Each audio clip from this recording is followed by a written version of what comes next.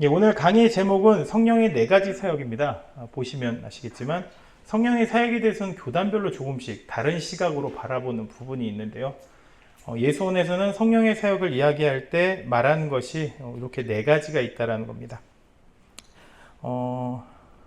그래서 그 네 가지 사역은 뭐가 있을까요? 예, 아시는 분은 아시겠지만 모르시는 분이 더 많겠죠. 예, 우선은 칭의가 있고요. 예, 성화가 왜 안 나올까요? 성화가 있습니다. 그리고 능력부여도 있고요. 그리고 마지막으로 코이노니아가 있습니다. 예수원에서는 성령의 사역을 이야기할 때 이 네 가지를 이야기하는데요. 칭의 아시죠? 예수님 믿고 의롭게 된 게 칭의잖아요. 그렇죠? 성화 아시죠?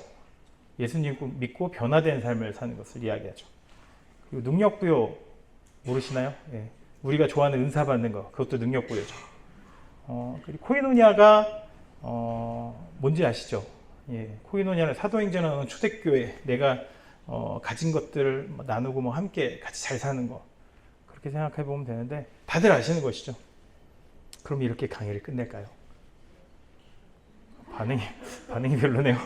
예, 끝내기를 원하지 않으시는 것 같은데, 예, 제가 여기서 이렇게 강의를 끝낸다고 한다면 저 뒤에 있는 교육부장님이신 멜기세덱 형제의 마음이 한없이 어려워지실 거예요.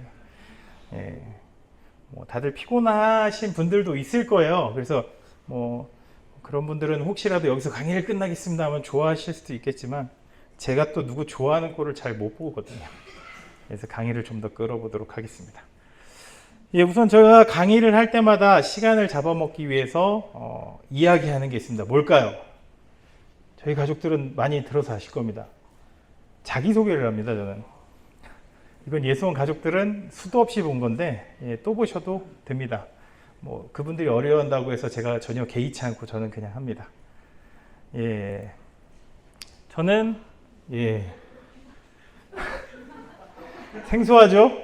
이상하다. 저기 멜키오가 어디 있지? 라는 생각을 가질 수 있는데, 저는 아버지가 공무원이시고 어머니는 이제 가정을 돌보시는 지극히 평범한 집의 차남으로 태어났습니다. 그럼 둘 중에 누굴까요? 예? 예, 왼쪽이죠. 제가 아무리 노안이라고 그래도 저희 형이랑 23개월 차이 나는데 그렇게 보시면 안 되고요.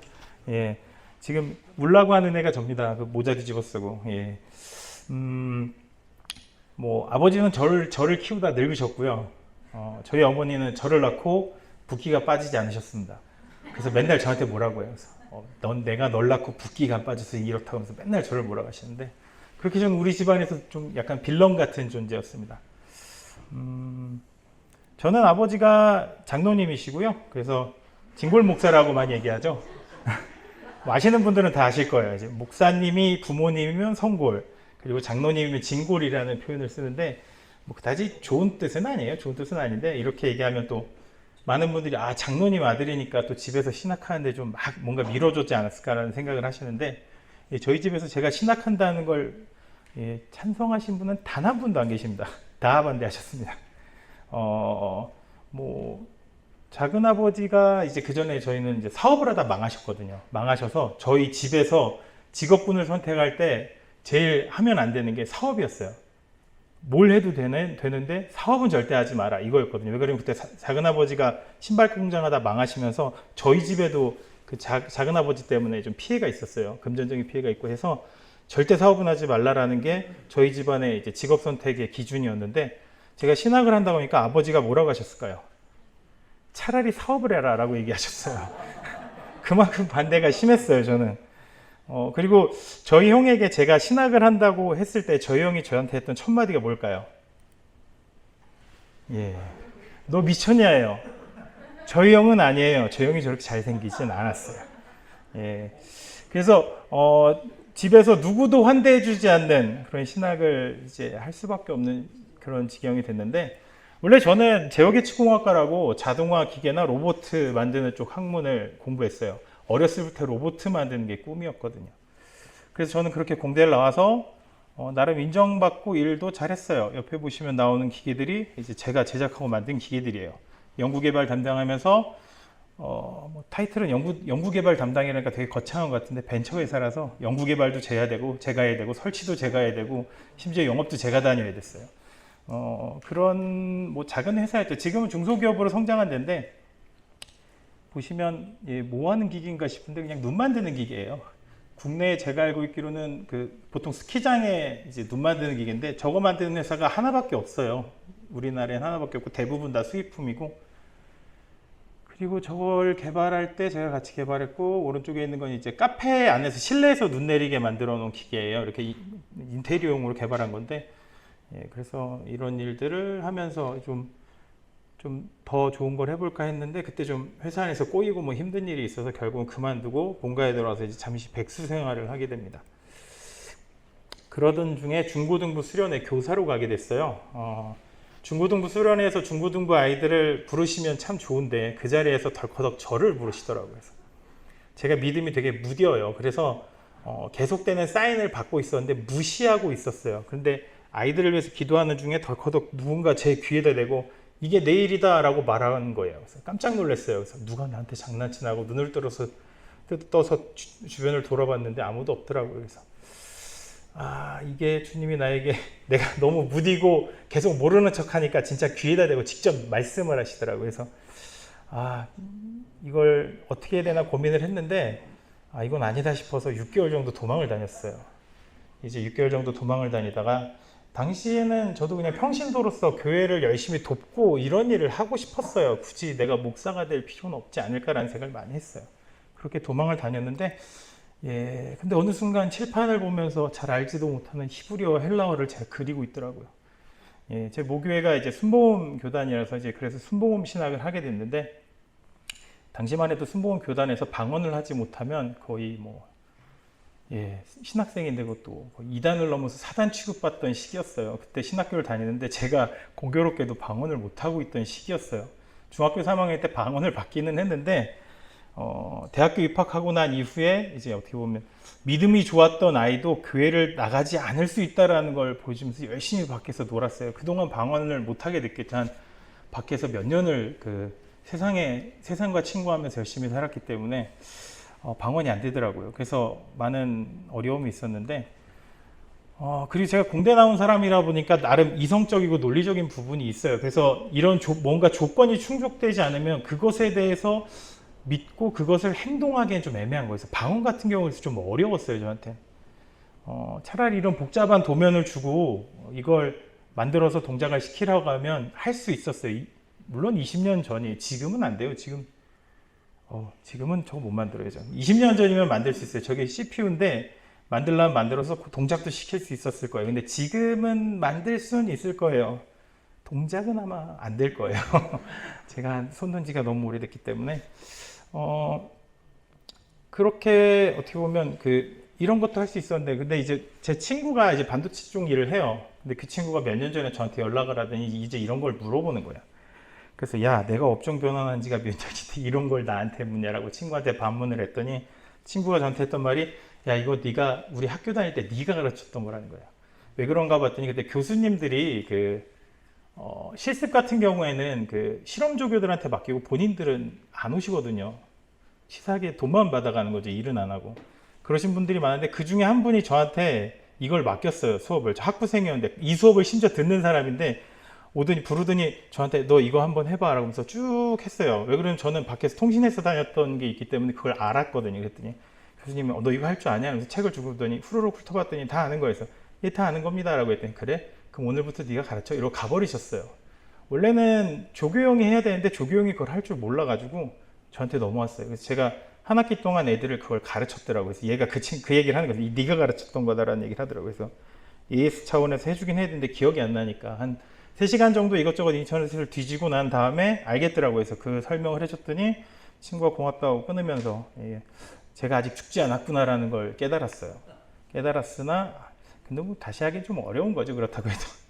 그래서 저는 그렇게 간신히 이제 신학교 졸업하기 직전에 다시 방언을 할 수 있게 됐어요. 산교도 다니면서 김장 비닐 묶고 이렇게 그러니까 김장에 이렇게 통짜 큰 비닐이 있어요. 지금 우리 김장할 때 쓰는 그런 비닐 말고 앞뒤가 뚫려 있어요. 그럼 길게 잘라서 위에를 꽁지를 딱 묶고 뒤집어 쓰고 가요. 그러면 겨울에 되게 춥거든요.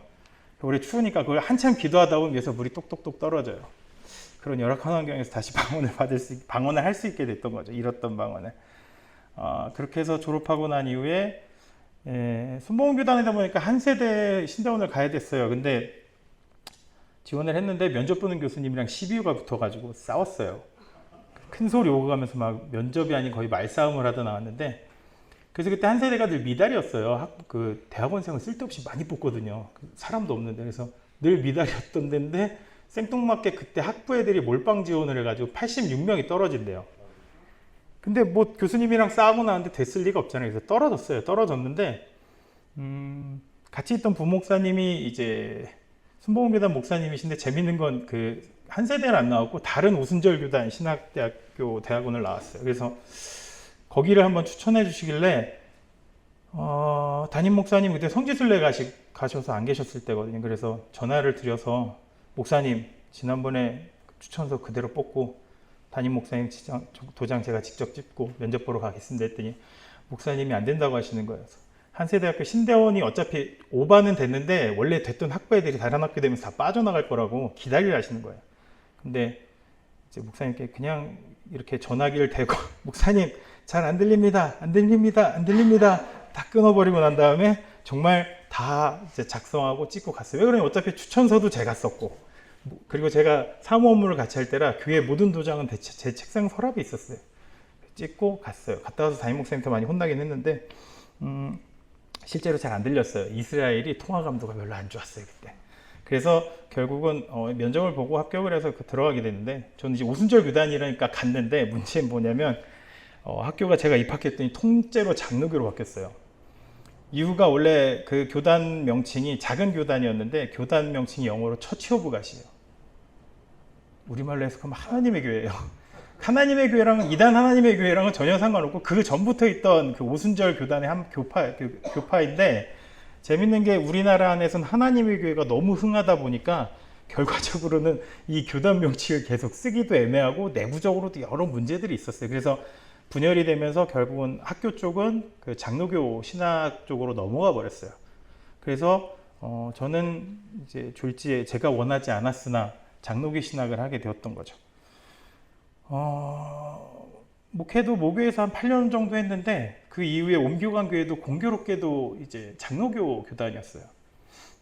장로교 교단인데 그 담임 목사님이 그렇게 장로교 스타일은 아니셨어요. 저한테 맨날 했던 말이 넌 순복음 목사하면서 왜 이렇게 냉랭하냐라는 얘기를 많이 하셨어요.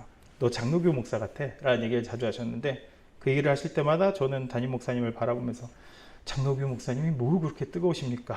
라고 속으로만 생각했어요. 밖으로 얘기할 수 없잖아요. 부목사가 담임 목사님한테. 그래서 예수원에 왔을 때 성령론 이제 균형 잡혀 있다라는 얘기를 하면서 주변에 있는 분들이 막 얘기하면서 새롭지 막 얘기하는데 전혀 새롭지 않았어요. 왜? 전 양쪽을 다 배웠어요. 오순절 교단 거도 배우고 장로교 거도 배우고, 또 공교롭게도 중간에 있던 그 밖에서 외부에서 오시는 교수님 한 분이 또 감리교 분이세요. 그래서 그분을 통해서 또 감리교 관련된 것도 또 접할 수 있게 됐어요. 그래서 좀 색깔이 모호했죠 제가. 그래서 예수원 와서 처음 접한 게 아니고 예수원에서 지원 훈련 받을 때 이미 알고 있던 내용이고 양쪽을 다 접해봤던 거예요. 새롭진 않았어요. 근데 정말 새로웠던 건 뭐냐면 이걸 하는 데가 있네라는 게 새로웠던 거예요. 보통은 어느 한쪽으로 기울던가 뭐 틀은 맞추긴 하지만 그래도 어느 정도 차용해 놓고 나머지 건 버리는 스타일인데, 여기는 그래도 중심을 잡으려고 애쓴 모습들이 보이는 거예요. 그래서 아, 이런 데도 있구나 라는 정도가 새로웠다라는 거죠. 이렇게 뭐 얘기하는 건 결국은 그 제 자체가 제 정체성에 대한 이야기겠죠.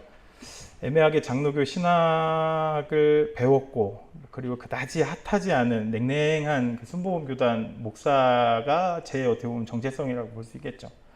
이게 이제 신학적인 근간이라고 할 수 있는데 좀 애매한 거예요. 이제 저도 어느 순간 얘기하다 보면 장로교 쪽 얘기하고 있고, 어느 순간 얘기하다 보면 감리교 쪽 것도 얘기할 때 있고, 어느 때는 뭐 오순절 교단, 뭐 순복음 거 얘기할 때도 있고, 심지어는 전 우리 교단에서 얘기했던 교리 자체를 망각한 적도 있었어요. 그래서 아는 지인 목사님이랑 얘기하다가 그러다 이단데 라는 소리도 들었던 적이 있었어요. 아, 내가 그래서 이게 교단에서는 또 교단 색깔에 맞춰져 있는데 그때 안 그랬던 거죠. 이렇게 이야기하는 건 결국은 제가 좀 이러한 성향을 갖고 있다는 걸 알고 들으시면 좀 도움이 되지 않을까. 뭐 별로 도움 안 되실 수도 있어요. 그런 의미에서 말씀을 드렸고요. 요즘 같은 경우는 솔직히 교단별로 뚜렷한 색깔을 두진 않아요. 교단 안에서 좀 좋은 것들을 들여오고 그 전에 좀 뭐 이렇게 불필요한 것들을 좀 버리고 이런 식으로 조금씩 서로 보완하고 있는데, 물론 교단에서 좀 보수 성향 가지신 분들은 그런 것들을 싫어하세요. 지금 뭐 저희 순복음 교단 같은 경우에도 방언 부분에 대해서 뭐 받을 수도 있고 안 받을 수도 있지, 그 얘기 하면 진짜 천인공노할 놈이 되는 거예요. 제가 한번 그 얘기했다가 그 어르신 목사님 한참 불려가서 혼났어요. 1시간 동안. 네가 순복음 목사인데 성령 그 방언을 받아도 되고 안 받아도 되고 이딴 식으로 얘기했다고 한참 혼나는데, 그렇게 보수적인 분도 계세요. 그런 건 어쩔 수 없어요. 그렇지만 그래도 신학적으로 균형을 잡는 건 참 중요해요. 건강하게 성장하기 위해서 필요한 과정이라는 거죠. 예, 성령의 4가지 사역 중에서 먼저 칭의에 대해서 보겠습니다. 한문으로 칭의에 대해서 보게 되면 일컬을 칭자에 올을 의자를 사용해요. 뭐 간단하게 생각하면 의롭다 일컬음을 받는다 하는 것도 될 수 있고, 뭐 그냥 네가 맞아 내가 맞다 라는 그런 공증을 받는 것이 칭의라고 볼 수 있겠죠. 내가 정의롭다는 것을 인정받는 건데 의인으로서 인정받는 거죠. 근데 다시 생각해보면 우리가 의롭다고 불리울 만한 존재일까요? 예. 로마서 3장 10절 말씀을 보게 되면 한번 같이 읽어볼까요? 기록된 바 의인은 없나니 하나도 없으며 라고 나옵니다. 죄송합니다. 얘가 이럴 줄 알았는데 지금 컴퓨터도 지 몸대로 페이지를 넘겨서. 기록된 바 의인은 없다고 합니다. 단 한 명도 없대요. 유대인들이 그렇게 좋아하는 모세도 다윗도 의인은 아니라는 거예요. 왜 의인이 없냐라는 얘기를 하면 밑에 있는 23절을 한번 같이 읽어보겠습니다. 모든 사람이 죄로 인하여 하나님의 영광에 이르지 못하느니라 라고 나와 있어요. 결국은 우리가 모두 죄를 범해가지고 하나님의 영광에 이를 수 없대요. 근데 그럼 우리는 어떻게 의롭다 칭함을 받을 수 있을까요? 잘 보이시나요? 잘 안 보이시죠? 가까운 안과에 방문해 주세요. 읽으실 수 있는 분들 쭉 한번 읽어보겠습니다. 로마서 3장 28절입니다.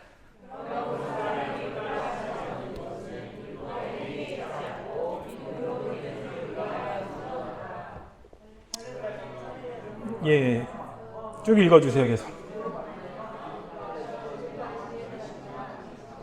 4장 5절입니다.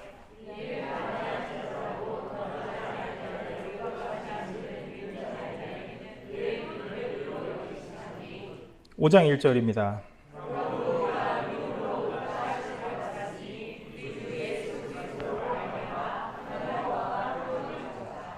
갈라디아서 2장 16절입니다.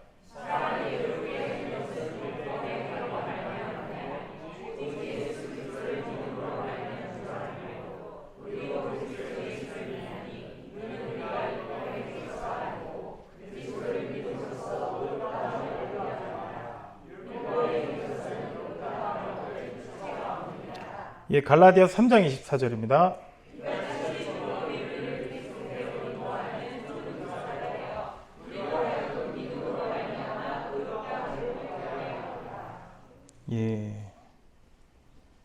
제가 왜 이걸 읽자고 했을까요?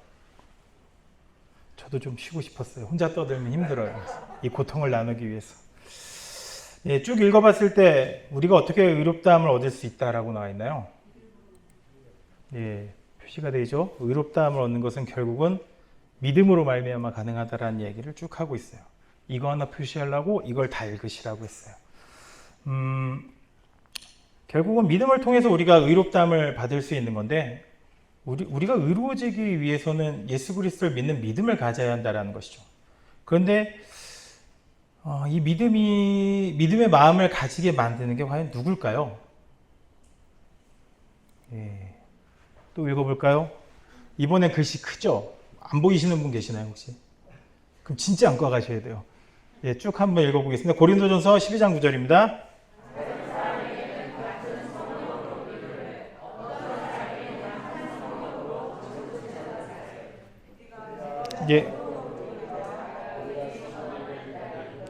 데살로니가후서 2장 13절입니다.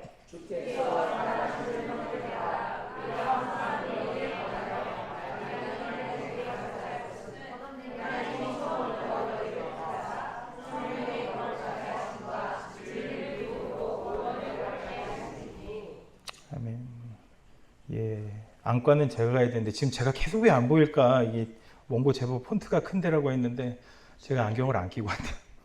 예. 의롭게 되기 위해서는 믿음이 필요하다고 말씀을 드렸는데 그 믿음은 어디에서 나온다고 이야기하고 있나요?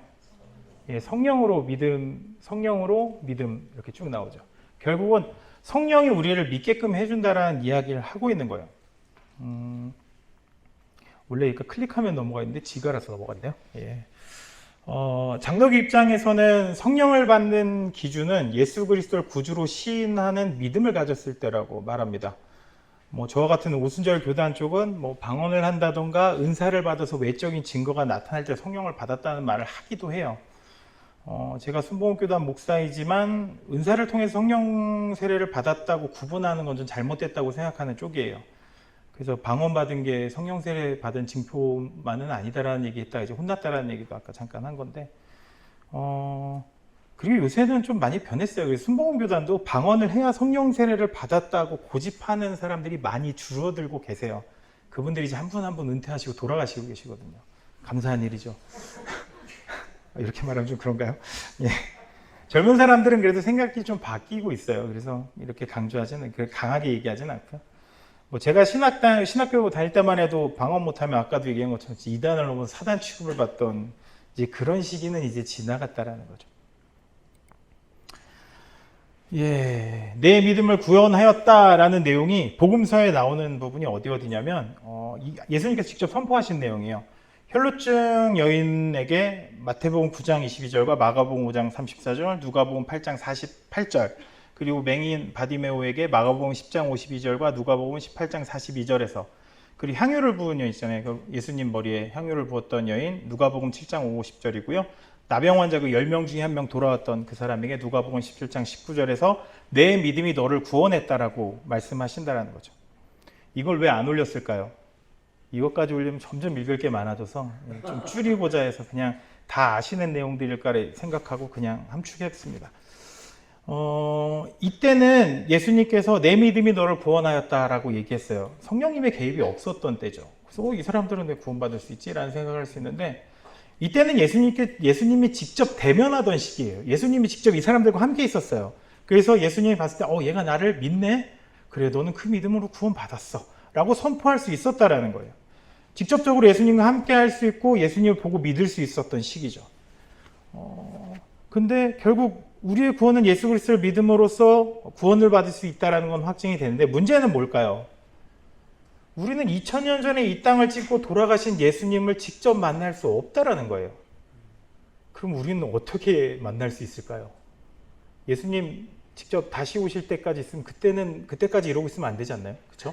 예수님 다시 오시면 그때 세상 끝나는 날인데, 그러면 우리가 어떻게 예수님을 만나고 믿을 수 있게 되느냐라는 거죠. 그리고 또 예수님을 또 알아야지 믿을 거 아니에요. 봐서 예수님 직접 인격적으로 만나야지만 내가 예수님을 믿던가 말던가 선택할 수 있다는 거죠. 복음서에서 그 이후의 내용을 보게 되면, 복음서 이후 내용을 보게 되면 사도행전 9장 17절에서는 한번 읽어보겠습니다. 아나니아가 떠나 그 집에 들어가서 그에게 안사함에 이르되, 형제 사울아, 주 곧 내가 오는 길에서 나타나셨던 예수께서 나를 보내어 너를 다시 보게 하시고 성령으로 충만하게 하신다니. 예수님을 믿는 이들 잡아들였던 그 사울이 그 아나니아를 통해서, 어떻게 보면 그 예수님께서 보내신 아나니아를 통해서 안수받게 되고, 그리고 다시 보게 되고 성령 충만하게 되었다라는 거죠. 성령 충만해진 사울은 예수님을 올바로 인지하게 돼요. 그리고 예수님을 인격적으로 만나서 변화되게 된다는 거죠. 이것도 좀 복잡해요. 이렇게 얘기하면 또 어떤 분들은 반대하세요. 사도 바울이 이미 다메섹 도상에서 예수님을 인격적으로 만났는데 왜 그렇게 얘기하냐 할 수는 있는데, 물론 그것도 맞아요. 맞지만 아나니아를 통하지 않았으면 사도 바울은 그 초대교회의 모든 내용들을 알지 못했을 거예요. 예수님만 알았겠죠. 초대교회 당시의 흐름. 그리고 누가 사울을 그때 자기 잡아 죽이던 그 사람을 누가 좋다고 따라가겠어요. 뭔가 중재할 사람이 필요했고, 그래서 결국은 아나니아라는 사람을 통했던 거고, 그가 성령 충만해짐으로써 이 교회 그리고 예수 그리스도의 모습 이런 것들을 올바로 배우고 그걸 전할 수 있게 변화된다는 거죠. 고린도전서 12장 3절에서는 그러므로 내가 너에게 알리노니 하나님의 영으로 말하는 자는 누구든지 예수를 저주할 자라 하지 아니하고 또 성령으로 아니하고는 누구든지 예수를 주라 할 수 없느니라 라고 나와요. 사도 바울이 성령이 아니면 예수를 주라고 할 수 없다라는 말인데 사도 바울이 한 얘기죠. 성령이 아니면 예수님을 나의 주인으로서 구원자로서 믿을 수 없다라는 이야기이기도 해요. 요한일서 5장 6절에 보게 되면 이는 물과 피로 임하신 이시니 곧 예수 그리스도시라 물로만 아니요 물과 피로 임하셨고 증언하는 이는 성령이시니 성령은 진리니라 라고 말하고 있는데 결국 예수님을 증언하는 것이 성령님임을 말씀하고 있다는 거죠. 요한복음을 보게 되면 이번엔 좀 읽어주세요. 제가 잘 안 보여가지고 쭉 읽어주시면 됩니다. 요한복음 14장 26절입니다.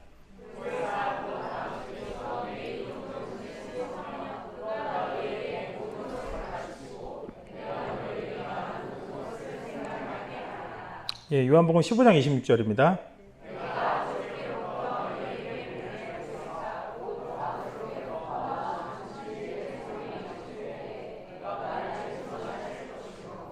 요한복음 16장 13절입니다.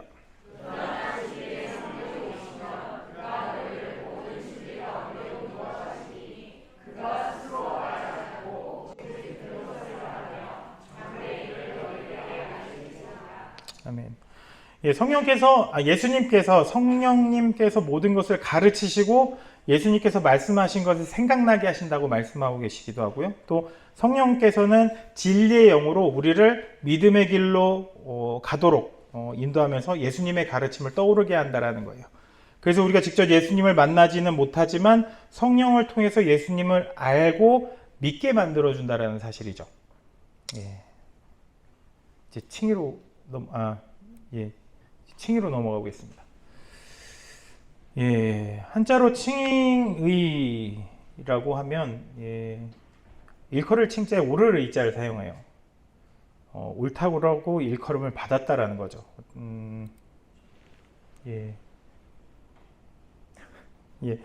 칭의는 하나님께서 이제 너희는 의롭게 됐다라고 선언하시는 거예요. 재판할 때 판사가 무죄를 선언합니다. 쾅쾅쾅쾅 하는 것과 같다라는 것이죠. 무죄를 선언했다면 그 사람은 자유해지고 구원을 받겠죠. 그런데 이 부분에 대한 해석은 교단별로 좀 달라요. 계속 칭의하고 있었는데 지금 제가 딴 생각을 했네요.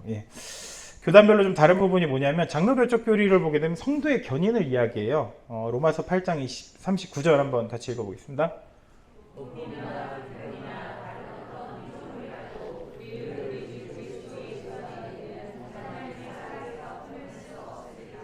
이렇게 말씀하고 계시는데요. 우리가 이제 끊어지지 않는 하나님의 사랑 안에 있다라고 말을 해요. 그래서 내가 실수를 할 수 있고 잘못된 일을 할 수도 있어요. 그렇지만 그럼에도 불구하고 우리의 구원은 유지된다라는 거예요. 그 차가 망가지게 되면 견이차를 부르잖아요. 그러면 견이차가 나는 망가져서 갈 수 없으나 내가 원하는 목적지까지 내 차를 끌고 가준다라는 거예요. 성도의 견인이라는 것이 결국은 내 의지가 아닌 하나님의 의지로 나를 선택했기 때문에 나를 끝까지 구원으로 이끄신다라는 거예요. 그리고 한번 구원은 영원하다라는 게 장로교의 교리예요. 근데 감리교로 가면 어떨까요? 감리교 쪽은 구원받은 자의 타락에 관한 이야기를 해요. 디모데전서 1장 19절 말씀 함께 보겠습니다.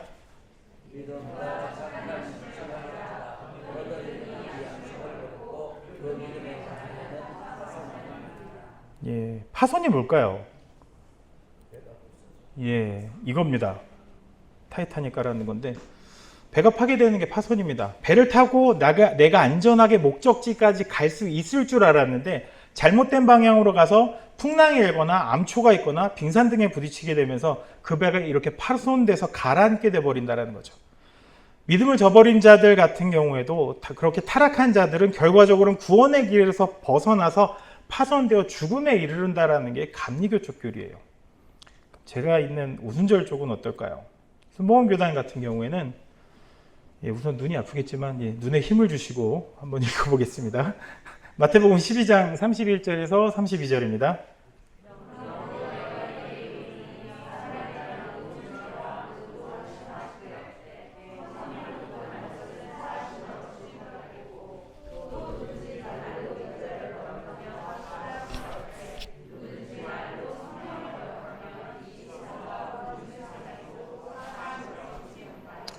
예, 히브리서 6장 4절에서 6절 한번 같이 또 읽어보겠습니다.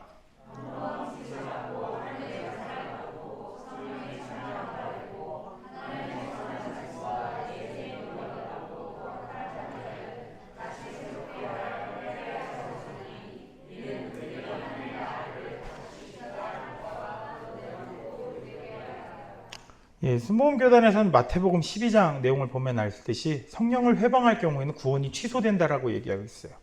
역시 순복음교단이죠. 성령을 건드리니까 바로 너 구원 아니야 이렇게 딱 얘기하는 성경에 나와 있으니까 그렇게 주장을 하는 건데요. 성령 회방죄는 순복음교단에서 가장 큰 죄예요. 제가 교단원법을 배운 지가 20년이 넘었는데 20몇 년 됐겠네. 근데 그 교단원법상 재밌던 게 이혼을 할 경우에는 이혼한 사람 목사 안수를 받을 수도 없고 목사 안수를 받아도 파직돼요. 파직되는 그 내용이 있었는데 지금은 어떤지 모르겠어요. 지금은 좀 바뀌었을 것 같은데 그렇게 돼 있었는데 그걸 피할 수 있는 방법이 뭐가 있을까요? 이혼을 했는데도 목사로서 파직당하지 않고 목사 안수를 받을 수 있는 방법이 뭐가 있을까요? 되게 간단해요. 사모님이 성령을 회방했다고 지방에 이르면 돼요. 저 그 얘기 듣고 너무 충격받았어요. 실제로 그런 분이 있었고, 그래서 이게 말이 돼? 이러면서 전부 납득할 수 없었는데 실제로 그게 가능했어요. 순복음교단에서는 사모님이 성령 회방을 했다면 그 당연한 이혼 사유예요. 아무런 제재도 가하지 않아요. 그래서 많은 사모님들이 눈물을 흘리면서 이혼당하신 분들이 있었어요. 그래서 전 그거 바꿔야 된다고 막 주장했다가 욕만 들어먹었는데 제가 그때 별거 없는 신학생이었는데 얘기하면 씨알이 먹혔겠어요. 근데 이건 잘못했습니다라니. 지금은 어떻게 되는지 모르겠는데 그때는 그랬어요. 그래서 지금 그때 제가 공부했을 때 이후로 교단원법 6번인가 바뀌었더라고요. 그래서 처음에 2권까지는 제가 책을 샀거든요. 근데 그 얇은 책을 더럽게 비싸게 팔아가지고 더 이상 사기에는 재정적으로 어려워서 지금은 안 사고 있습니다. 그리고 히브리서 6장 말씀을 보게 되면 믿고 구원을 받은 후에 구원의 삶을 체험했는데도 불구하고 다시금 타락의 길로 간다라는 것은 결국 예수님을 배신한 행위라는 거예요. 그런 배신한 행위는 회개할 수 없다라는 강한 이야기를 하는 모습을 볼 수 있습니다. 이러면 우리 구원받기 어려운데, 그렇죠? 우리가 회심했다고 하지만 그 죄로 돌아가는 경우들이 참 많잖아요. 그런 것들을 생각하면 좀 빡빡한, 되려 순복음교단이 은근히 빡빡하네요. 예, 성화에 대해서 보겠습니다.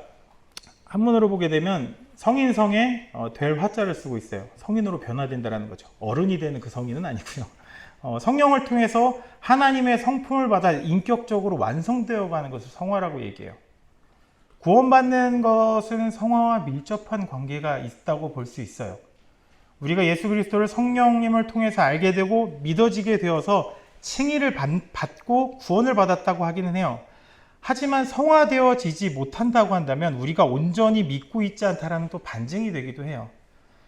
제 체험적인 부분으로 성화는 개인의 노력이 필요한 경우도 있어요. 그리고 또 성령의 개입으로 나의 의지와 상관없이 바뀌는 그런 경우들이 있는데 그걸 말씀드려보면 안 눌렀네요. 보시면 이 사진을 보면 무슨 생각이 드시나요? 이런 건강한 청년들이 다 있나라는 생각이 들지 않나요? MT 가서 그냥 밥만 먹어요. 그리고 고기를 구워 먹는데 술 한 병 있지 않아요. 그쵸? 되게 건강해 보이죠? 문제는 전날에 이미 다 먹었죠. 빈 박스만 남아서 밥상으로 쓰고 있었던 때고, 옆에서 전 옆에 있는 고기 구워 먹는 사진 좀 의외했어요. 이상하다. 내가 대학교 다닐 때 고기를 먹는데 술을 안 먹었다고? 그럴 리가 없는데 했는데 자세히 보니까 지금 잘 보이시나요? 잔이 보이세요? 저 작은 잔에 음료수를 따라 먹었다고 하기엔 조금 민망하죠. 그럴 리도 없고. 그래서 곰곰이 생각해 봤더니 그때 사진을 찍다가 무슨 얘기를 했냐면, 야, 이게 사진을 나눠 가지면 나중에 우리 결혼도 하고 하면 애들도 보고 할 텐데 술판 버리고 있는 게 보기 좋지 않을 것 같다라고 해서 술병을 뒤에 숨겼더라고요. 숨기고 사진을 찍었는데, 저 사진 찍은 데가 어딘지 아세요? 그 중앙탑이라고 충주에 가면 이게 중앙탑이 국보거든요. 지금은 저기서 고기 구워 먹어요. 20몇 년 전에 거기서 고기를 구워 먹고 있었던 거예요, 저희는. 제가 대학교 다닐 때 이제 술로 살던 시절이죠. 그래서 한 10명에서 20명씩 몰려다니면서 공부보다 노는 것에 좀 집중했던 시기예요. 그런데 그런 저에게 성령이 강하게 임하면서 술을 바로 끊게 됐다라는 것이 사실이에요. 마지막에 술 먹은 게 제 기억이 맞으면 한 20년쯤 전에 그 청년부들이랑 같이 치킨집 갔는데 누가 장난으로 맥주 500을 시켰어요. 거기서 그것을 원샷을 하면서 딱 했던 말이 이런 거 먹으면 안 돼 였어요. 그게 제 술의 마지막이에요. 그 이후로 술 한 잔, 성취할 때 포도주 조금 먹은 거 외에는 술 한 잔 먹은 적 없어요. 재밌는 거는 지금 여기 사진에 보는 많은 사람들이 있잖아요. 이 사람들이 제가 목사가 되었다는 얘기를 듣고 많이 놀랐어요. 왜 놀랐을까요? 야, 요즘 목사 술 먹어도 돼? 처음에 그걸 물어보더니 아니 안 돼 이랬더니 근데 네가 어떻게 목사가 돼?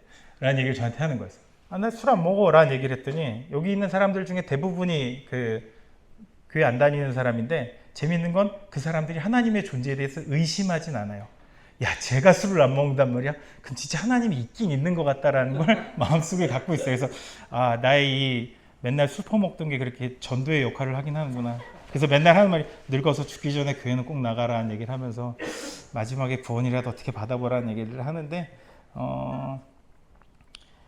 솔직히 제가 술을 끊는다라는 건 다른 사람들이 좀 상상하기 어려웠었어요. 왜 그러냐면 제가 약간 좀 알코올 중독에 가까웠어요. 그래서 술 안 먹으면 수전증 있고 막 그럴 정도로 심각했던 시기가 있었어요. 그런데 성령이 내주하시면서 어떻게 보면 술을 바로 끊게 됐어요. 이게 찾지 않게 됐어요. 아예 술이라는 것을 예전 같으면 진짜 습관적으로 회사 다닐 때 퇴근하면 그 750ml인가 이렇게 유리병으로 되어 있는 큰 맥주가 있어요. 그거 한 병이랑 삼각김밥을 사갖고 들어가서 저녁 겸 이제 먹고 자요. 늘 그런 게 일상화되어 있고 뭐 늘 회식한다고 어디 나가고 맨날 그런 생활을 살았던 때인데 그런 제가 그냥 단박에 술이 끊긴다라는 게 제가 생각해도 좀 이해하기 어려웠어요. 그리고 뭐 금단 현상도 없이 그냥 넘어갔다라는 그런 거 보면 신기한데 뭐 그 이후에 제가 좀 미련하다고 할 수도 있긴 한데 제가 전도사에 갈 때 요로결석이었어요. 겨울에. 되게 고통스러웠어요. 의사 선생님이 저한테 했던 말이 뭐냐면 전도사는 맥주 마시면 안 돼요 라는 걸 저에게 물어보더랬어요. 예, 안 되는데요 했더니 약인데? 라고 하시면서 처방을 맥주를 마시려는 거예요. 그래서 담임 목사님께 가서 얘기했어요. 모교회 담임 목사님께 병원에서 약이라고 맥주를 마시라고 하는데 어떻게 할까요? 했더니 담임 목사님이 저한테 뭐라고 하셨을까요? 마셔. 넌 좋겠다. 약이라고 먹어도 되니. 그 얘기 저한테 하시더라고요. 부러우셨나 봐요 정말. 그때 내주하는 성령께서 마시면 안 된다라는 마음을 강하게 주셨어요. 왜 그러냐면 내 경건 생활에 분명히 방해가 되고 문제를 일으킬 거라는 것을 제가 어떻게 보면 체험적으로 알고 있었기 때문에 내 스스로 끊게끔 성령께서 강하게 저에게 야 이거 먹으면 안 된다라는 것을 인지시켜 주었다라는 거죠.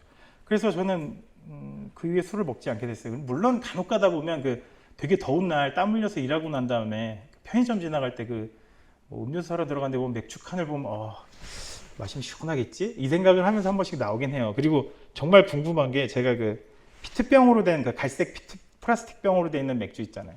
제가 그거 나오기 직전에 술을 끊었거든요. 그래서 되게 궁금한 거예요. 쟤는 무슨 맛일까? 라는 얘기를 친구들한테 하면 맛이 조금 다른 것 같긴 한데 그냥 비슷해 라는 얘기를 많이 해요. 그래서 더 궁금하게 만들더라고요. 그래서 왜 그런가 했더니 딴 친구가 얘기는 어차피 맛은 똑같은데 제가 네 술 먹으려고 그 얘기하는 거라고 그 얘기를 하는데 뭐 그런 정도 외에는 딱 술을 먹고 싶거나 하지는 않다는 거죠. 예, 우선 번외로 여기서 저를 찾아보실 수 있는 분,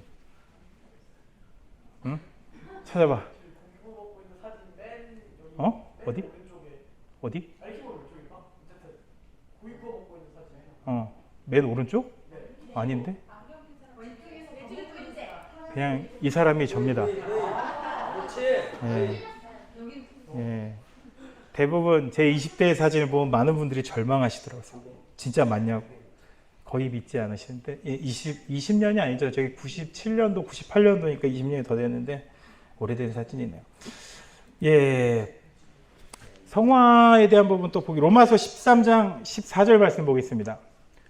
오직 주 예수 그리스도로 옷 입고 정욕을 위하여 육신의 일을 죄송합니다. 얘가 자꾸 넘어갑니다. 지멋대로. 육신의 일을 도모하지 말라라고 되어 있고요. 갈라디아서 5장 16절 말씀 보겠습니다. 내가 이르노니 너희는 성령을 따라 행하라. 그러면 육체의 욕심을 이루지 아니하리라 라고 나와 있어요.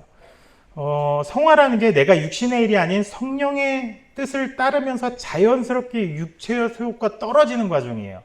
보통 칭의는 예수 그리스도를 믿음으로써 바로 얻거든요. 예수 그리스도를 믿었기 때문에 너 의로워 하고 바로 선택이 된다라고 한다면 반면에 성화는 좀 점진적일 수밖에 없어요. 물론 강한 성령의 역사를 통해서 그 삶이 180도 바뀌는 사람들도 있어요. 뭐 제가 술을 갑자기 끊는 그런 경우 같이 있긴 한데 생각보다 또 많지는 않아요. 그리고 또 그렇게 갑작스럽게 변하고 나니 또 변하는 사람들도 있긴 한데, 그래서 결국 성화라는 것은 칭의와는 다르게 좀 점진적이에요. 그래서 뭐랄까요, 그 일회성이라고 할 수는 없고, 그냥 체험은 성화라는 것은 일회성이 아니고 우리가 예수님이 오시는 그 순간까지 계속 하나님의 그 성품을 지키는 그것이 성화라고 볼 수 있다는 거죠. 물론 오랜 시간 동안 시행착오와 실패와 실수를 거치면서 우리가 점진적으로 성장하는 것이 성화라는 거예요. 그리고 죽는 그날까지 우리가 완전하게 성화될 수도 없어요. 결국은 내가 완전한 성화를 이루는 것은 내 지금의 육신을 버리고 새 사람이 되었을 때가 아닌다면 우리는 완전한 성화를 이룰 수 없는 그런 불완전한 존재예요. 왜 그러냐면 내 안에 죄성이 있기 때문에 그렇다는 거죠. 우리가 성화된다라는 표현은 결국은 성화에 조금 더 근접하기 위해서 한 걸음 한 걸음 나아가는 과정이라는 거예요. 근데 어떻게 보면 성화도 결국 우리가 내 의지적이라기보단 주님의 은혜가 아니면 얻을 수 없는 것이라는 것은 동의를 하다는 거죠. 예, 갈라디아서 5장 22절에서 23절 말씀 한번 읽어보겠습니다.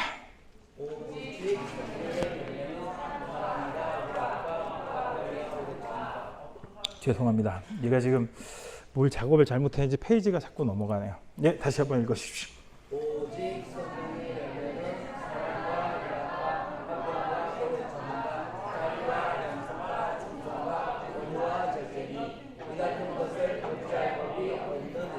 아멘. 성령의 열매로 주어지는 이 9가지를 보면 무슨 생각이 드시나요? 난 사랑이 없는 것 같아. 기뻐하지 못하고 짜증만 내고 오래 못 참는 것도 같고, 그다지 자비롭지도 못한 것 같고, 남을 잘 돕지도 않는 것 같고, 말씀대로 살면서 충성하는 것 같지도 않고, 성격도 까칠하고, 내 스스로 잘 조절하지도 못하고 있다고 한다면 나에게 성령의 열매가 맺어진 것이 없다는 이야기죠. 되게 찔리네요. 쭉 읽어보고 나니까. 네. 성화되면 이 9가지 열매가 나타난다고 할 수 있어요. 근데 반대로 생각하면 이 9가지 열매가 있어야만 우리가 성화될 수 있다는 것도 될 수 있다는 거죠. 이 성령의 9가지 열매는 내가 성화되었다는 증거이기도 하면서 성화에 필요한 그런 요소라는 거예요. 우리가 그렇게 알고 있으면 조금 더 사랑하고 기쁜 마음을 가지고 화평하고 오래 참고 이러려고 노력을 하겠죠. 예, 능력 부여인데요. 얘도 갑자기 넘어갈지 몰라요. 고린도전서 12장 10절 말씀 함께 보도록 하겠습니다. 어떤 사람에게는 능력 행함을, 어떤 사람에게는 예언함을, 어떤 사람에게는 영들 분별함을, 다른 사람에게는 각종 방언을 말함을, 어떤 사람에게는 방언을 통역함을 주시나니라고 나와 있는데, 능력 부여가 메인에 나와 있겠는데, 능력 부여의 경우 애매하잖아요. 다른 건 좀 명확한데 능력 부여가 뭐야? 라고 생각할 수 있는데, 능력이라는 게 우리의 이성으로는 불가능한 것들, 어떻게 보면 초자연적인 현상들을 나타나는 것을 능력 행함이라고 말할 수 있는데요. 이 능력 부여 같은 경우에는 하나님의 일을 하기 위해서는 필요한 거예요. 필요한 것이고, 사도들이 기사와 이적을 행하면서 많은 사람들이 이목을 끌었어요. 그렇게 되면서 많은 사람들이 모였고, 그렇게 모인 사람들이 복음을 듣고 그거 복음을 받아들이고 변화되었다는 과정이 있었다는 거죠. 그런 의미에서 이런 능력 행하는 것은 복음을 더 많은 사람에게 더 빨리 전하기 위해서 꼭 필요한 거예요. 위에 나눴던 칭의와 성화의 경우는 성령의 내적 사역이라는 표현을 쓰는데 나의 구원을 위해서 필요한 거예요. 하지만 능력 부여 같은 경우에는 그리스도의 복음을 전파하는 데 필요하고 외적으로 드러나는 능력이기 때문에 외적 사역이라고 표현하고 구원과 밀접한 관계는 있지 않아요. 구원을 위해서 내적인 사역과 달리 외적 사역은 능력 부여 같은 경우에는 구원과는 한 얘기를 또 하네요. 예, 원고가 잘못 말씀. 예, 과거에 하나님의 이름으로 많은 기사와 이적을 일으켰던 교주들이 있어요. 그렇죠? 그 교주들이 결국 타락해서 이단이 돼요. 그렇지만 그 사람들은 여전히 아직도 능력을 나타내고 있다는 거죠. 고린도전서 12장에 많은 은사가 나오는데 그 은사들은 어떤 의미에서 기사와 이적을 일으키는 능력 행함 안에 들어간다고도 볼 수 있어요. 불가능한 게 이루어지는 거니까요. 하지만 많은 사람들이 성령을 구하는 이유가 은사를 받기 위한 것, 능력을 받기 위한 것에 집중되는 경우가 있어요. 이거 상당히 위험한 거예요. 왜 그러냐면 은사 받고 능력 부여받는 것이 목적은 아니라는 거예요. 우리가 은사를 구하고 은사를 구하지만 그 목적이 변질된다고 한다면 그 받은 은사를 통해서 결국은 내가 구원과 멀어질 수밖에 없게 된다는 거예요. 아까 얘기한 이단들과 같이 변질되게 되면 그렇게 된다는 거죠.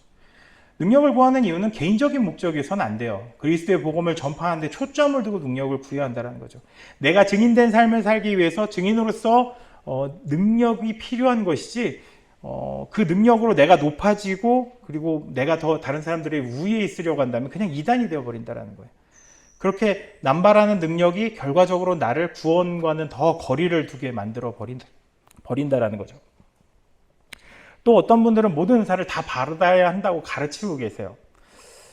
물론 증인된 삶을 살기 위해서 많은 은사를 가지고 있으면 도움이 되겠지만 욕심으로 구한다면 그것도 잘못된 것이라는 거죠. 우리는 은사를 받고자 이렇게 뜨겁게 기도를 합니다. 이 집회에서 어떻게 보면 모든 은사를 다 받으라라고 하는 집회예요. 은사 다 못하면 뭔가 은사를 다 못 받고 뭐 9개 중에 8개 받았으면 이 모자란 놈 이런 소리를 들으는 이제 그런 곳인데 그쵸, 정말 뜨겁게 기도해요. 뜨겁게 기도하고 정말 은사를 많이 받아요. 보면 그걸 많이 저도 가서 느꼈는데 우리의 이딴 놈도 은사를 받네라고 막말을 했던 적이 있는데 믿음도 없는 것 같은데 여기서 막 기도하다 보니까 은사 받고 막 이러더라고요. 능력이 나타나는구나. 죄송합니다. 당했습니다.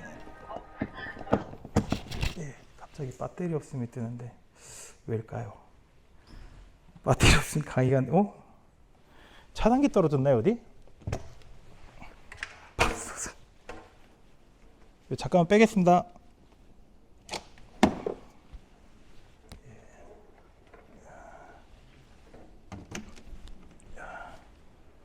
충전이 안 되는 것도 모르고 있었네요.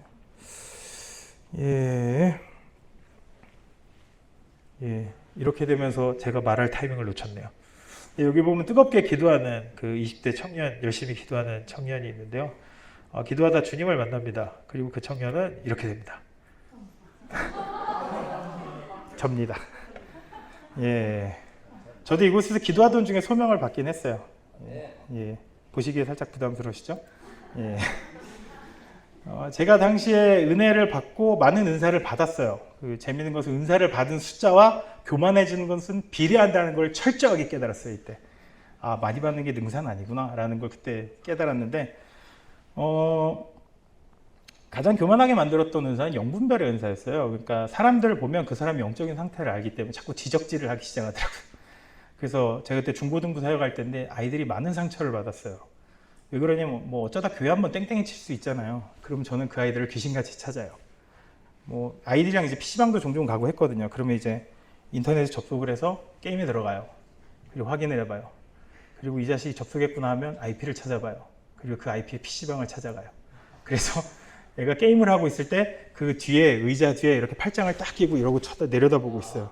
그러면 게임할 때 몰라요. 게임할 때 모르는데 게임이 한번 끝나고 나면 화면이 한번 시커멓게 뜨다 확 밝아지거든요. 시커멓게 됐을 때 이 뒤에서 누가 이러고 내려다보고 있으니까 얘가 깜짝 놀라는 거예요. 그런 짓 많이 했어요. 그리고 뭐 당구장인애 잡아오고 막 가출한 애도 2시간 만에 잡아오고 막 이러면서 아이들이 되게 저를 힘들어했어요. 그래서 그러면 안 되는데 좀 이해해주고 해야 되는데 그게 아니고 제가 너무 영적으로 분별하면서 판단을 하면서 아이들 막 쥐잡듯 잡았어요. 그래서 아이들이 많이 힘들어했고 그때 아이들이 되려 교회 안 나간 애들이 너무 많아가지고 제가 이때는 내 사역이 잘못했구나라는 걸 여실히 알게 됐던 건데 제가 그래서 좀 둔한 것 같긴 하지만 간간히 민감한 순간이 있어요. 그래서 영을 분별해서 이건 아닌 것 같습니다라고 강하게 얘기하는 순간도 좀 그래서 있긴 있어요. 그러니까 아직까지 영 분별의 은사가 없어지진 않았어요. 은사를 준 게 없어지진 소멸하진 않지만 그래도 이제 저도 잘 안 쓰니까 자꾸 판단하고 그래서 안 쓰지만 그래도 중요한 시기에는 그런 분별을 할 수 있게 해주는 때가 있다라는 거죠. 그리고 저의 특징적인 은사 중에 하나가 치유 은사입니다. 기도원 형제님이 저에게 카톡을 보냈어요. 멜큐 형제님 손님부 인터넷이 열리지 않는데 한 번만 봐주시오. 바로 저는 싫어요. 전 늘 답이 이래요. 그리고 안 하진 않아요. 가서 해요. 답만 늘 이렇게 할 뿐이에요. 가서 했는데 제가 뭘 했을까요? 가서 컴퓨터에 조용히 전원 버튼을 제 손을 얹고 딱 눌러줬어요. 어떻게 됐을까요? 예, 인터넷이 잘 되더라고요. 딱 드는 생각, 아니 뭐 이런 능력을 주시지? 사람이 손을 얹었을 때 왜 컴퓨터가 안 되다가 내가 손을 얹으면 되는 거야? 그런 좀 황당하죠. 근데 제가 그런 경우들이 좀 많아요. 제가 뭐 공대를 나왔으니까 직접 고치기도 하지만 그것과 다르게 이유는 모르겠는데 고쳐져요. 제 이 노트북도 얼마 전까지 그 와이파이가 안 됐어요. 안 된 이유를 몰라서 이거 만든 데가 이제 아수스인데 아수스에도 문의하고 심지어 마이크로소프트 윈도우에도 문의해서 영문으로 되지도 않는 번역을 열심히 하면서 그렇게 말을 주고받았는데 걔네들이 돌아온다면 답이 없다, 포맷해라. 양쪽 다 그거 있어요. 근데 왠지 오기가 생겼어요. 그래서 그냥 더 볼까? 이러고 난 다음에 뚜껑 닫고 있다 며칠 있다 다시 전화를 켰는데 이유는 알 수 없으나 와이파이가 잘 돼요. 와이파이는 잘 되지만 예수원은 와이파이가 안 잡혀요. 그 잡히는 몇 군데 외에는 안 잡히는데 그래서 왜 이런 쓸데없다는 그러니까 이게 복음을 전파하는데 그다지 크게 쓰임받지 않을 묘한 능력이 나한테 있을까라는 생각을 많이 하는데 뭐 은사라는 게 결국은 이런 부분들이 있어요. 남들과 다른 그리고 나에게만 주신 것 그것도 분명히 어딘가 쓰일 때가 있겠죠. 제가 컴퓨터 고쳐주면 막 회심하는 사람이 혹시 있을지 모르니까 뭐 그래서 이런 능력을 주셨나라는 생각도 종종 하는데 예, 은사까지 뭐 우리가 다 알고 있는 거 아까 쭉 읽었던 내용이고 이런 은사를 받으면 좋을까요? 은사 받으면 좋죠. 뭐 내가 무언가 할 수 있는 것 같고 근데 문제는 뭐냐면 이게 은사가 나를 위해서 받는 건 아니라는 거예요. 이 은사들을 쭉 나열한 내용 뒤에 나오는 구절은 뭐냐면 교회가 한 몸 한 지체라는 거예요. 결국은 한 몸 된 교회 안에서 사도로서 선지자로서 교사로서 능력 행하는 자로서 방언을 말하는 자로 통역하는 자로 각자의 위치에서 쓰임받기 위해서 필요한 것이 은사라는 거예요. 그리고 고린도전서 13장 1절에서 3절 말씀 보게 되면 이 빈칸에 들어가야 될 말이 뭘까요? 그렇죠. 예, 사랑이 없으면이에요.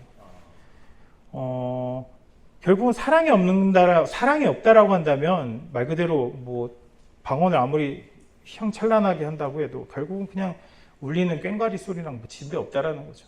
내가 예언하는 능력이 있다고 산을 옮기는 믿음이 있어 뭐 다 이런 능력 다 있어도 결국은 사랑 없으면 아무것도 아니라는 말씀을 하고 있다는 거예요. 많은 사람이 은사를 구해요. 그리고 그 은사를 사용하는데 사랑이 없다고 한다면 그것은 결과적으로는 아무것도 아닌 게 된다는 거예요. 아무 유익도 없다라는 사실을 말씀하고 있다는 거죠. 고린도전서 13장 13절에 보게 되면 그런즉 믿음, 소망, 사랑 이 세 가지는 항상 있을 것인데 그 중에 제일은 사랑이라고 얘기하고 있어요. 사랑 없는 은사는 그냥 아무것도 아니고 차라리 그냥 안 받는 편이 나을 수 있어요. 왜 그러냐면 사랑 없이 받은 것은 결국 내가 잘났다고 자랑하다가 남이나 판단하고 정죄하는 용도로밖에 쓰이지 않게 된다는 거죠. 그렇기 때문에 사랑 없는 은사는 결국 나에게 독이 된다는 거예요. 나름 병 고치는 은사도 있고 뭐 이런 저런 사람이 있다고 해도 결국은 그게 사랑이 없으면 의미가 없다는 거죠. 이 내용은 써야겠네요. 시간이 많이 갔네요. 원래 40분에서 50분 사이 끝났는데 벌써 1시간이 지났네요. 1시간 안 지났네요. 네, 56분이 지나고 있습니다. 예, 교회 안에서 이제 보게 되면 2장 2절 모든 겸손과 온유하고 오래 참음으로 사랑 가운데 서로 용납하라고 나와 있어요. 그 3절에는 평안에 매는 줄을 성령이 하나 되게 하신 것을 힘써 지키라라고 말씀하고 있다는 거죠. 성령이 하나 되게 하신 것은 여러분들의 가정일 수도 있어요. 그리고 여러분의 교회일 수도 있고 여러분이 소속된 공동체일 수도 있다라는 거예요. 그래서 서로 사랑 가운데 서로 용납하는 것 어려워요. 공동체에 살다 보니까 참 어려워요. 저도 잘 안 돼요. 뭐 노력을 안 할 때도 있어요. 노력은 해야 되는데 어느 순간 너무 삐딱해지면 그냥 사랑하려고 노력조차 안 하는 저를 발견할 때가 있어요. 이건 잘못된 건데 라는 생각을 많이 하는데 우리가 서로 용납하고 사랑할 수 있는 마음을 가져야 한다는 이야기를 또 이렇게 하고 있고요. 코이노니아로 넘어가 있습니다.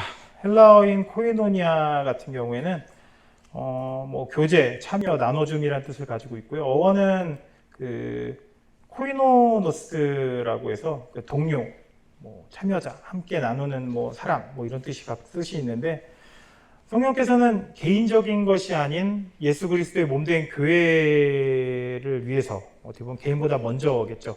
그래서 우리가 서로 함께하며 돕는 것을 바라신다는 개인적인 게 아니고 함께 하나 돼서 연합하는 것에 대한 이야기를 하고 계시다라고 볼 수 있고요.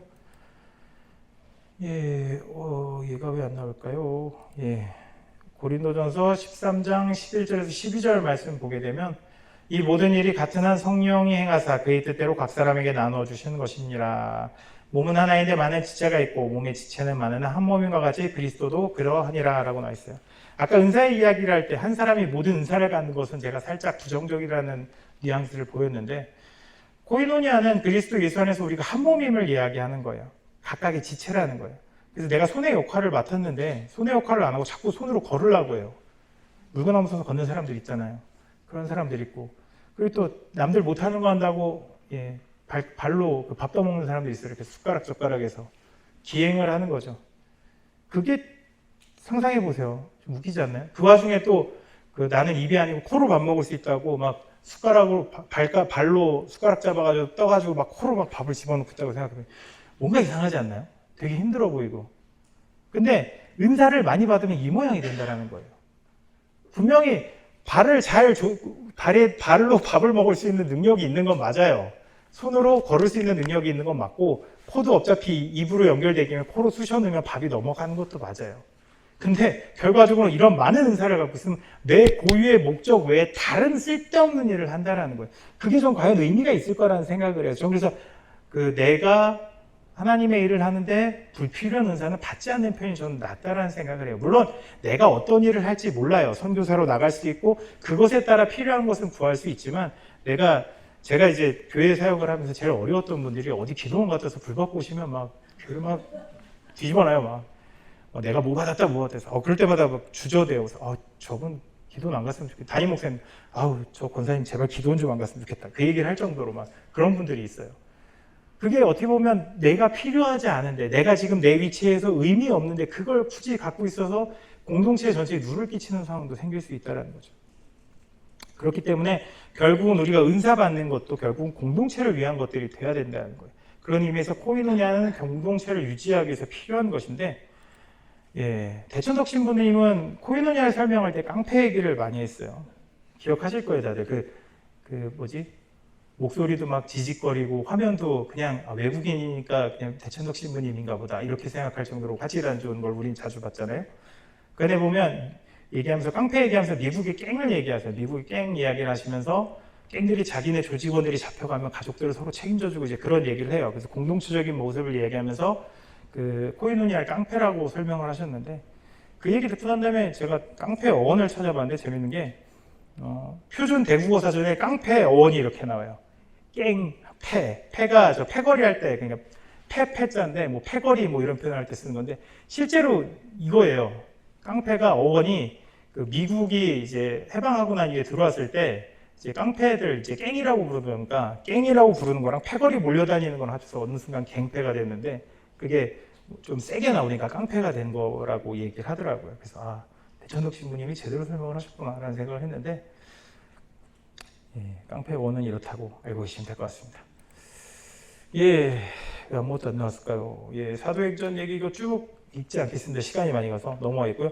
여기 나오는 내용은 사도행전 2장 42절에 47절 내용은 교제하고 떡대고 사도의 가르침 받고 서로 가진 것을 나누어 주는 것, 그리고 경험하고 느낀 그런 내용들 공동체 안에서 서로 나누면서 관계를 형성해 나가는 것이 코이노니아라고 사도행전 2장 42절에서 47절에서 말씀하고 계시고요. 그리고 사도행전 안 나왔네요.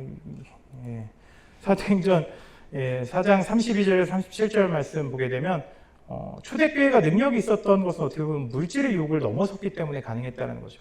우리가 돈에 대해서 참 예민해요. 그래서 세상 사람보다 어떻게 보면 더 예민할 수도 있어요. 하지만 초대교회 공동체의 모습은 사도들이 전하는 복음을 통해서 그들이 은혜를 받았고 자신이 가진 것들을 팔아서 사도의 앞에 내려놔요. 그럼 사도들은 그것이 필요한 사람에게 돌아갈 수 있게끔 가난하고 힘들고 어려운 사람들에게 나눠줬어요. 그래서 그들 가운데, 초대교회 공동체 가운데 가난한 이가 없었다라고 나오고 있어요. 지금 교회는 어떨까요? 어떤 분은 아주 큰 돈으로 막 교회에 막 헌금해서 막 교회 건물 돌리고 막 이랬잖아요. 그럼 어느 순간 하나님이 아니고 자기가 건물주가 되기 싫은 그런 장로님들 이런 분들 많이 봤어요. 자기가 주인이냐 갑질하시고 그러시죠. 근데 그런 교회에 힘없고 가난한 사람이 오게 되면 어떨까요? 싫어하세요. 피하세요. 그게 올바른 코이노니아라는 거죠. 코이노니아냐라는 거죠. 예수원에서는 희년을 얘기하면서 희년 토지법을 이야기해요. 이유는 바로 이거예요. 모든 교회가 예수 그리스도 안에서 한 공동체라고 한다면 나만 잘 먹고 잘 사는 것이 아니고 우리 모두가 잘 살 길을 택해야 하는 것이고 그것이 희년토지법을 응용한 지대주세제를 통해서 이루어질 수 있다라고 얘기하는 게 대천덕 신부님이 얘기하시고 예수 안에서 가르치고 있는 내용이에요. 이렇게 거창하게 얘기하지만 솔직히 저는 지대주세제 이렇게 거창한 걸 우리가 바로 실현이 안 되니까 그런 것보다는 그냥 믿는 건물주, 믿는 지주들이 자신의 이익을 위해서 필요 이상으로 임대를 올려서 착취하는 것보다는 그냥 함께 살기 위해서 그냥 좀 낮춰받을 수도 있고 내가 아주 어렵지 않으면 좀 줄여줄 수도 있고 그런 긍휼과 사랑의 마음을 갖는다고 한다면 그게 어떻게 보면 코이노니아라는 거죠. 그리고 진정한 코이노니아는 억지로 돈 내는 건 아니에요. 억지로 돈 낸다고 하면 사도행전 5장에 나오는 아나니아와 삽비라처럼 되겠죠. 전 억지로 헌금하는 걸 그다지 유익하게 생각하지 않아요. 왜 그러냐면 그걸로 해서 내가 시험 드는 사람들 참 많이 봤거든요. 그럴 바에는 차라리 시험 들지 말고 헌금하지 말라라는 얘기를 했다가 혼났죠. 그래서 그런 얘기가 혼나요.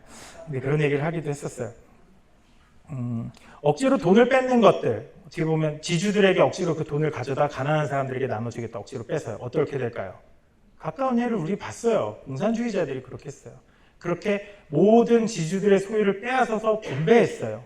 분배해서 우리가 모두 잘 살자. 근데 그렇게 안 됐어요. 왜? 자기들 안에서도 이득계층이 생기면서 계층이 생기면서 자기네들이 더 많이 가져고 결국은 못 사는 사람은 계속 못 살게 다시 변해버렸다는 거예요.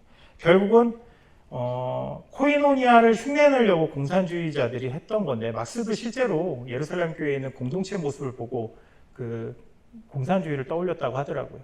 하지만 우리가 알고 있는 요즘 중국 제품 잘 나오지만 중국의 짝퉁 마냥 결국은 코이노니아의 짝퉁인 공산주의는 이렇게 처참하게 망할 수밖에 없는 거죠. 왜? 짝퉁이니까.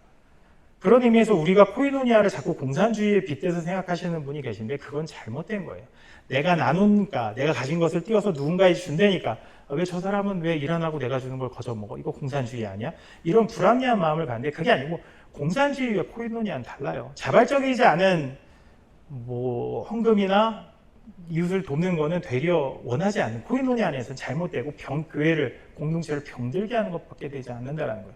진정한 코이노니아 같은 경우는 내가 사랑으로서 긍휼과 사랑의 마음을 가지고 돕고자 하는 마음을 가지고 하는 거지 절대 억지로 하는 것은 아니라는 거죠.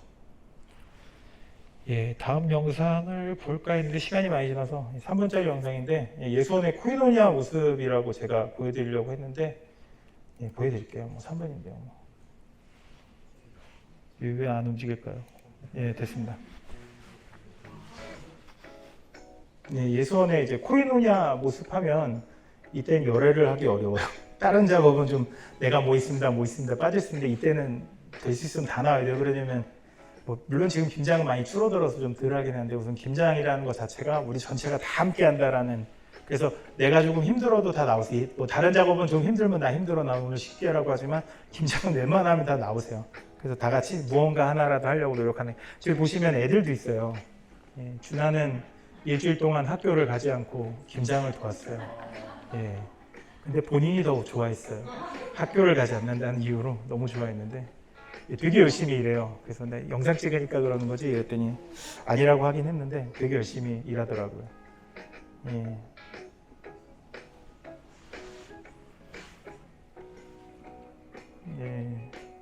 배추 따는 거 그만 볼까요? 배추는 그만 따고 다른 사진도 좀 있는데 어지럽네요 이제. 이 드론은 지난 김장 때 박살냈습니다. 제가. 이 성령 세미나 때마다 드론 영상 하나씩 보여주면 그 드론 꼭 하나씩 날려먹더라고요. 이렇게 막 다 같이 모여서 파다듬고 이렇게 물론 이거 말고 써는 것도 있고 김장 속 넣는 것도 있는데 그거는 15분짜리 영상이라 저도 차마 틀지 못하겠고 이 정도 이렇게 보시면 예전에서 이렇게 같이 코이노니아 하면서 이렇게 일을 하는구나라는 걸 알 수 있으십니다. 넘어가겠고요. 이 영상이 15분짜리인데 넘어가겠습니다. 너무 길어서. 성령의 네 가지 사역은 칭의, 성화, 능력구역, 코이노니아를 이야기했습니다. 칭의와 성화는 내 개인의 구원을 위한 것으로만 생각할 수도 있는데요. 개인의 구원을 위한 것도 있기는 하지만 내가 구원받은 자로서 하나님의 성품을 따라 변화되어서 교회에 유익을 끼치는 거죠. 만약 칭의와 성화가 없이 능력 부여만 받는다던가 한다면 발람 선지자나 마술사 시몬 같이 되겠죠. 그리고 대중을 어떻게 보면 현혹하는 그 교회의 어떠한 유익도 줄 수 없는 그런 존재가 될 거예요. 그리고 칭의와 성화 없이 코이노니아만 있으면 어떨까요? 그건 세상에서 유토피 하는 것과 똑같다라는 거예요. 그래서 성령의 사역으로 우리가 칭의와 성화되는 것은 결국은 내 개인의 구원과 함께 하나님의 마음으로 긍휼과 사랑의 마음을 가지고 부여받은 능력을 활용해서 이웃을 돕고 구원을 위해서 애써 힘써 노력하는 것이라는 거예요.